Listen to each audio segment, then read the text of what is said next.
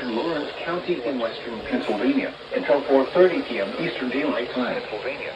At 3:41 p.m. Eastern Daylight Time, a severe thunderstorm was located near Latonia, or near Salem, moving southeast at 15 miles per hour. After 60 miles per hour wind gusts. Source, radar indicated. Impact, expect damage to trees and power lines, resulting in some power outages. Locations include Salem, Columbiana, East Palestine, Latonia, New Waterford, Enon Valley, Rogers, South North PJ, Negley, and Lake Tomahawk. This includes Pennsylvania Turnpike between mile markers 1 and 4.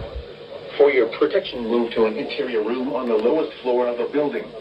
Please report severe weather by calling 412-262-1988, posting to the National Weather Service Pittsburgh Facebook page, or using Twitter at WWG56 Pittsburgh repeating, a severe thunderstorm warning has been issued until 4:30 p.m. Eastern Daylight Time for the following counties: Columbiana, Ohio, and Lawrence, Pennsylvania.